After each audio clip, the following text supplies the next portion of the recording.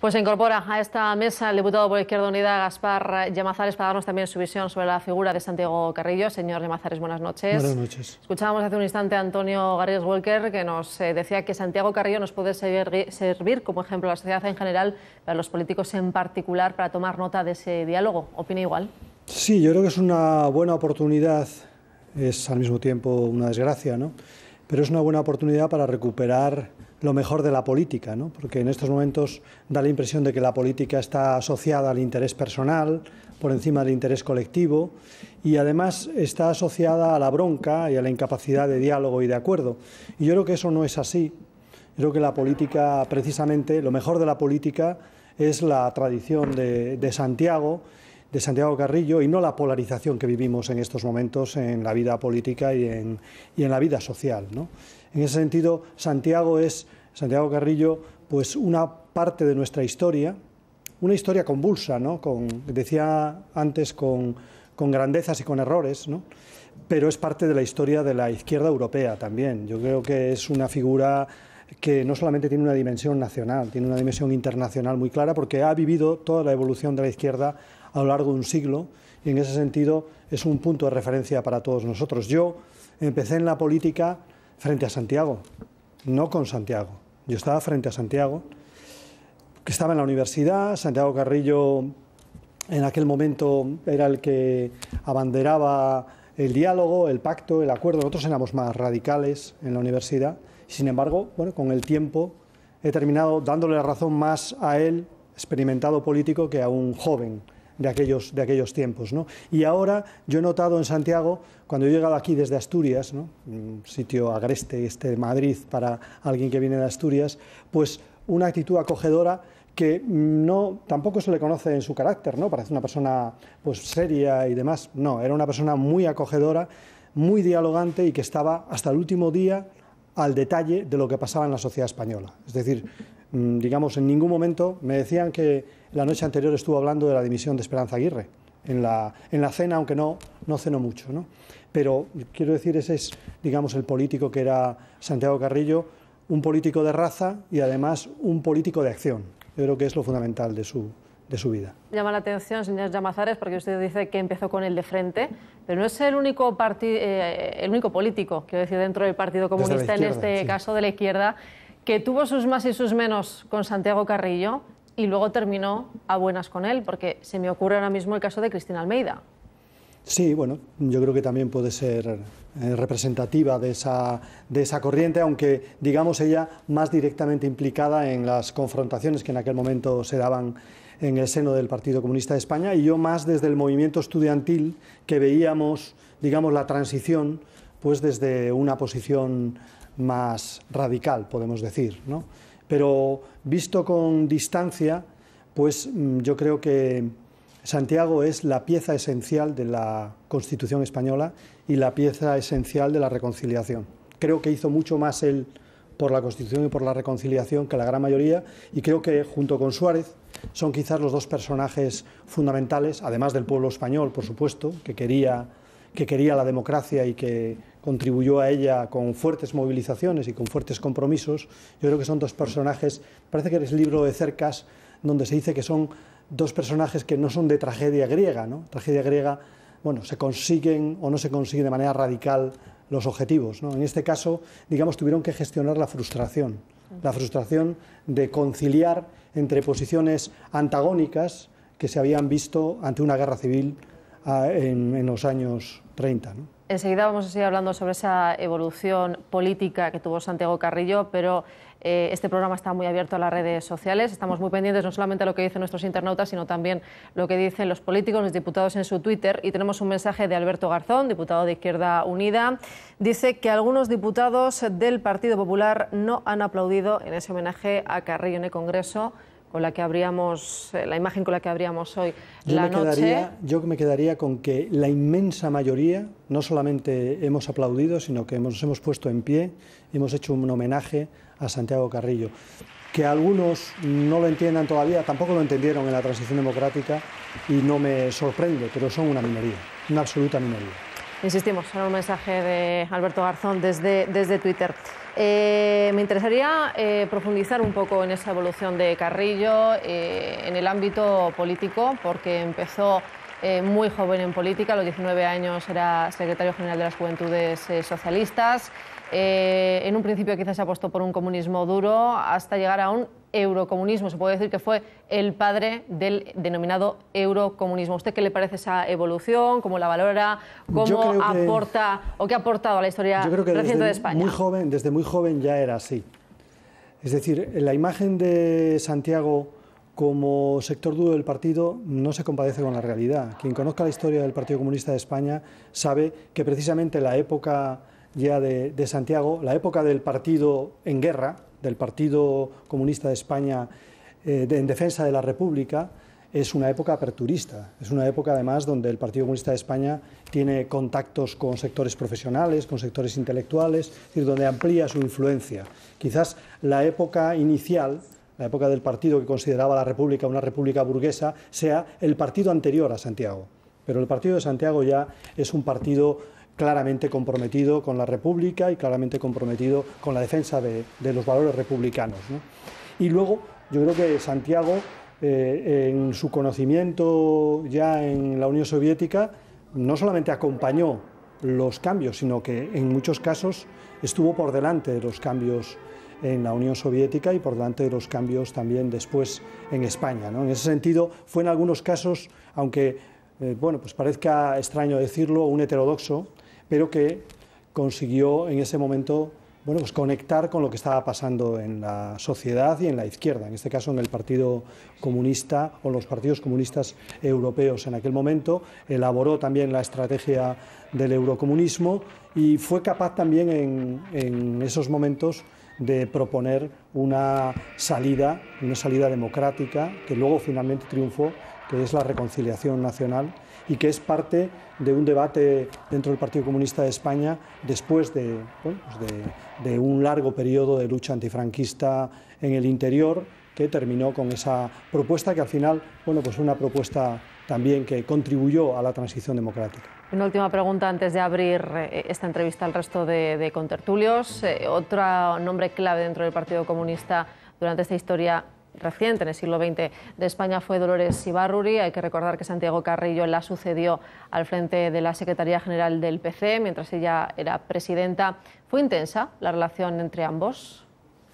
No cabe duda que fue intensa y, bueno, digamos que no se hubiera entendido la Secretaría General de Santiago sin previamente pues, el plácet o, digamos, el apoyo de Dolores Ibárruri, ¿no? Es verdad que fue intensa y que las dos figuras, la figura de Dolores más asociada, digamos, a la República y luego la figura de Santiago en esa época, digamos, de la lucha antifranquista, son prácticamente las dos figuras que representan el tránsito del Partido Comunista de España desde la época de la República a la lucha antifranquista y finalmente a la democracia. Bueno, pues abrimos ya esta mesa de debate. Juan Cruz, si quieres ser el primero en preguntar. Bueno, me ha interesado mucho lo que usted ha dicho acerca de que Carrillo representaba lo mejor de la política. ¿Eso es una categoría parada en el tiempo? ¿Qué ha pasado luego de Carrillo, esa generación en la que estaban también los contrarios de Carrillo, para que en España la política esté descendiendo al descrédito que ahora parece que está? Bueno, yo creo que hay que aprovechar esta oportunidad que nos da, vuelvo a decir otra vez, una desgracia como es la muerte de Santiago Carrillo, para reivindicar lo bueno de la política, porque en estos momentos en que vivimos una crisis económica, vivimos la sensación también de que la política es débil e impotente ante los mercados y ante los intereses particulares, podemos tener la tentación, yo creo que se está produciendo en este país también la tentación de denostar a la política y a los políticos, ¿no? Y yo creo que es un riesgo que no nos podemos permitir. En ese sentido, es necesario recuperar, digamos, esa visión de la política como interés colectivo, también la visión de la política como renuncia para llegar a acuerdos. Yo creo que es necesario recuperarla y al mismo tiempo es necesario reflexionar sobre los errores que hemos cometido en política, ¿no? los errores que se han cometido y que se han visto después de la transición democrática y los que cometimos ahora los que somos representantes políticos. Pero esto no pasa solamente en España, ¿no? Yo creo que la polarización de la política es una dinámica internacional que se produce desde los años 70, en que además se produce una polarización cada vez mayor, una desigualdad cada vez mayor entre ricos y pobres, ¿no? Yo creo que se ha de alguna manera encallecido, se ha endurecido la política como consecuencia del endurecimiento de la vida económica y social. Yo creo que es lo que vivimos en España y lo vivimos en esta crisis. Yo espero que salgamos de la crisis y que sepamos reconciliarnos con la política. Te voy a hacer una pregunta que a lo mejor me parece un poco difícil desde el punto de vista de Izquierda Unida, pero yo hablaba mucho con Carrillo. Yo creo que sus posiciones no coincidían mucho con Izquierda Unida, desde luego últimamente, o casi nada. Era un hombre fervientemente monárquico, hay que decirlo, pero era fervientemente monárquico, esa es la verdad. Creía, vamos, que don Juan Carlos era el sumum de todas las bondades y virtudes.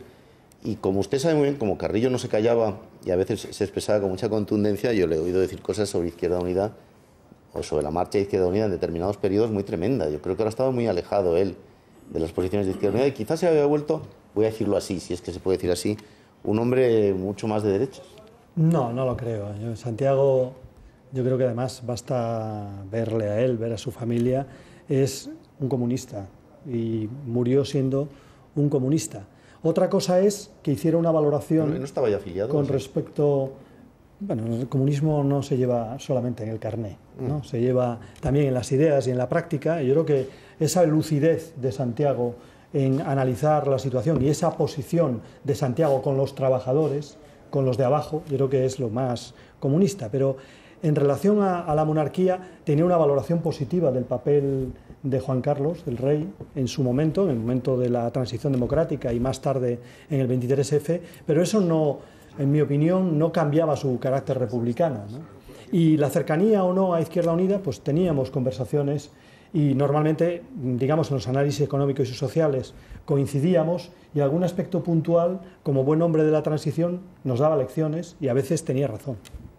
Muchas veces tenía razón.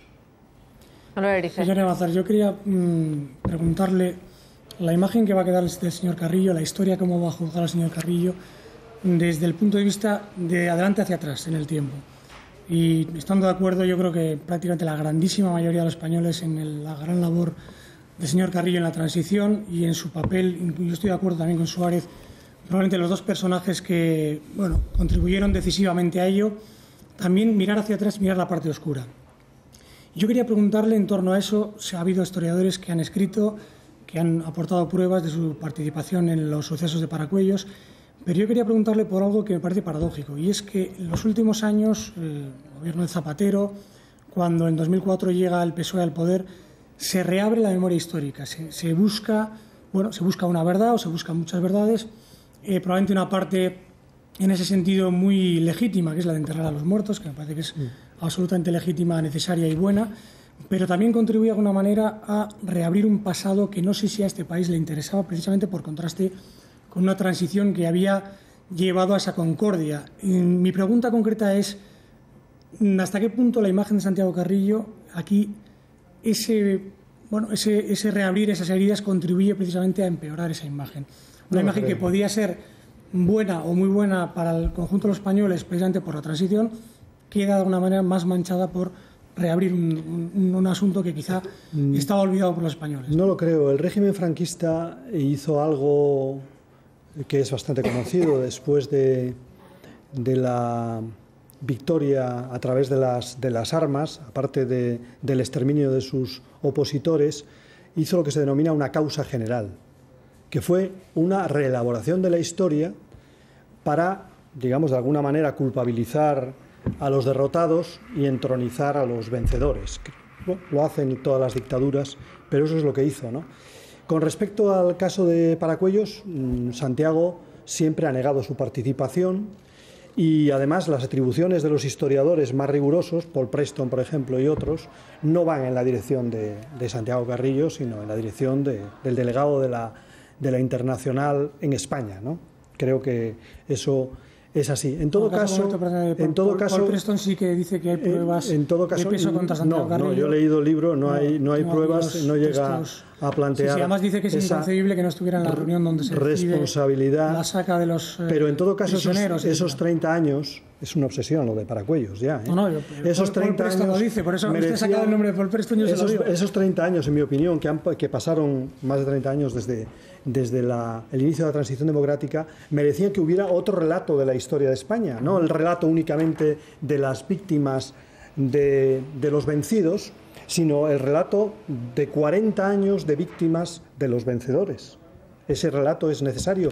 Es necesario que tengan derecho a su propia historia, sobre todo siendo además los defensores de la República y los luchadores antifranquistas. Eso es lo único que se ha hecho en la recuperación de la memoria histórica, lo que llaman los alemanes una memoria compartida. ¿Por qué los alemanes tienen derecho a la memoria histórica con una memoria tan oprobiosa como es la memoria del nazismo, y los españoles no tienen derecho a la memoria histórica? Una parte de los españoles tienen que olvidarse, mientras los otros tienen el conjunto de las iglesias con los nombres de los caídos. Creo que eso no es un relato compartido y, por tanto, me parece parte de la transición democrática que después de 30 y tantos años pues pueda haber un relato también de los vencidos.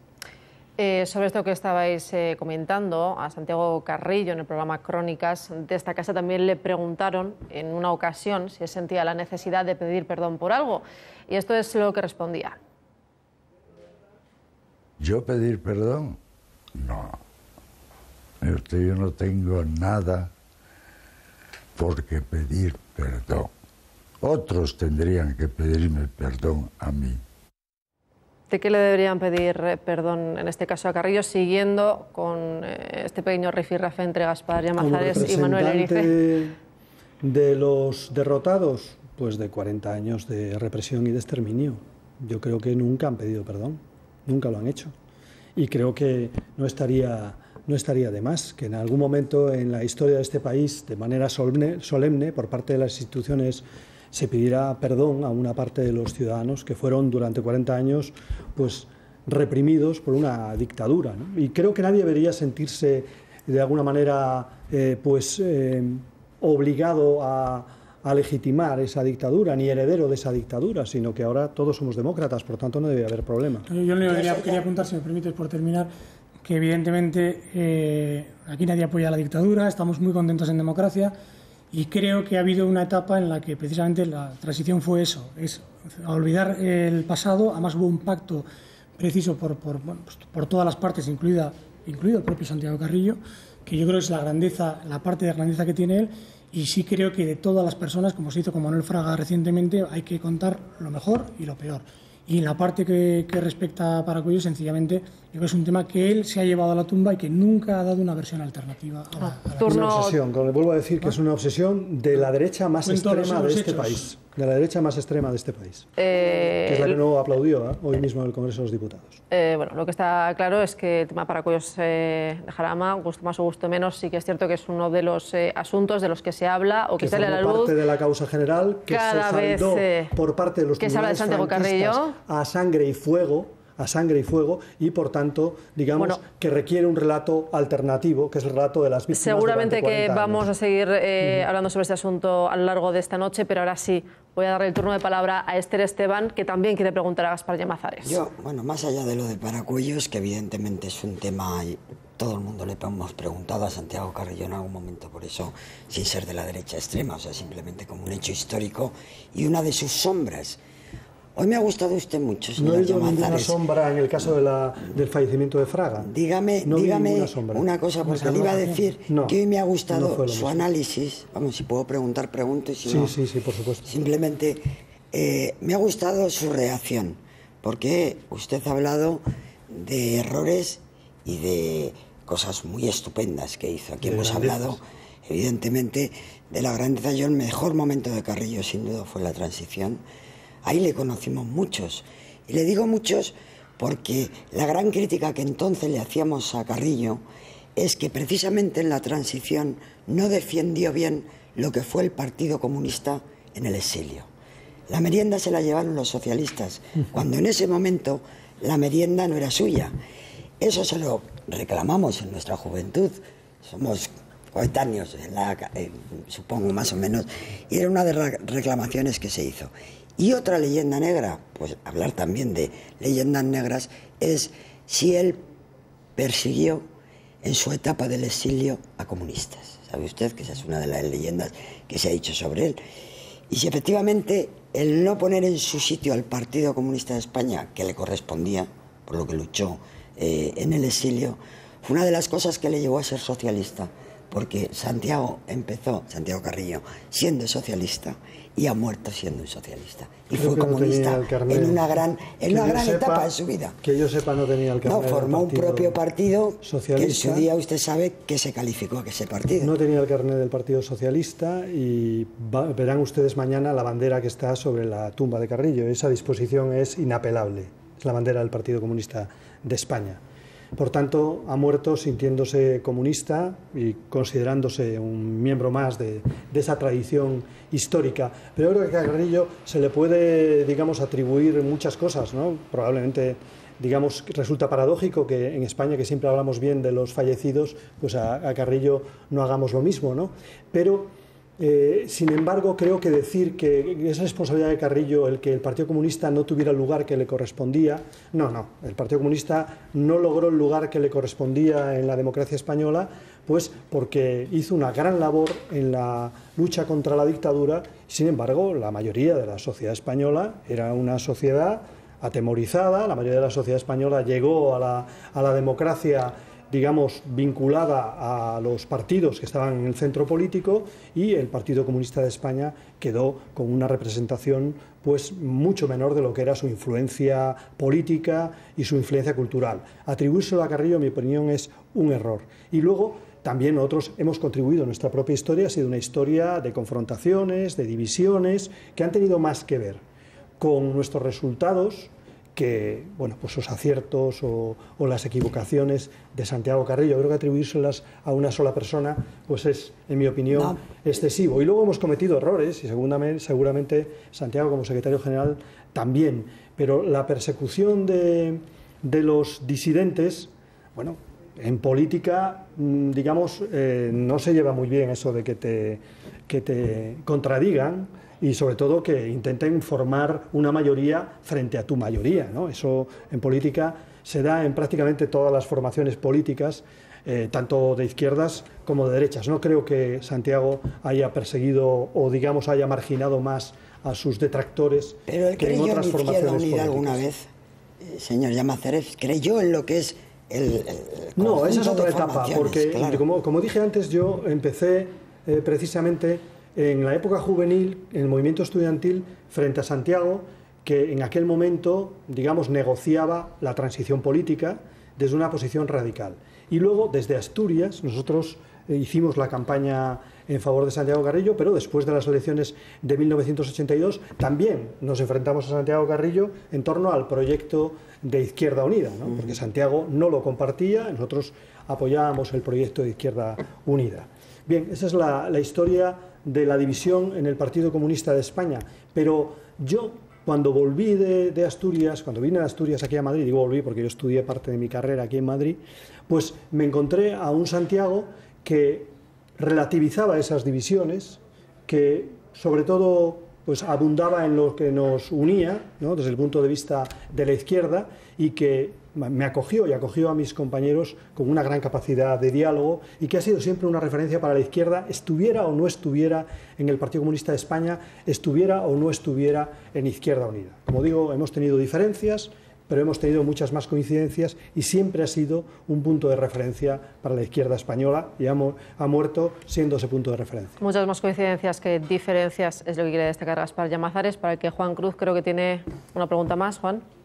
Bueno, es más bien un documento. Yo entrevisté a Carrillo en el año 2006 y le pregunté por ese tema tan reiterado de Paracuellos, y él explicó que en el camino, ya fuera de mi jurisdicción, como miembro de la Junta de Defensa de Madrid, alguien sorprendió al convoy y lo atacó. Los milicianos antifascistas que los custodiaban no se sintieron con valor para jugarse la vida salvándola de aquellos que al fin y al cabo eran sublevados, y se produjo esa tragedia. Yo le pregunté si a él le molestaba que yo le hiciera esas preguntas, y él dice: hombre, comprenderá usted que no me agrada nada, he respondido tanto a esa pregunta y ya me escuece. Pero años después, en el año 2011, entrevisté a Paul Preston, que ha sido traído aquí a colación, y le pregunté cuál era la responsabilidad de Carrillo en Paracuellos. Y entonces me dijo, la implementación o la ejecución la hacen anarquistas, gente del 5º Regimiento, algunos del NKVD. La idea de que Carrillo es el único responsable de Paracuellos es absurda. El titular tendría que ser Carrillo, uno de los principales 15 responsables de Paracuellos. Pero ese titular no es tan eficaz como Carrillo culpable. Eso me dijo Paul Preston en una entrevista de 2011. Yo creo que podemos dejar este tema de momento aquí, despedir ya a Gaspar Llamazares, diputado por Izquierda Unida. Muchísimas gracias por estar aquí en esta mesa para recordar la figura de Santiago Carrillo.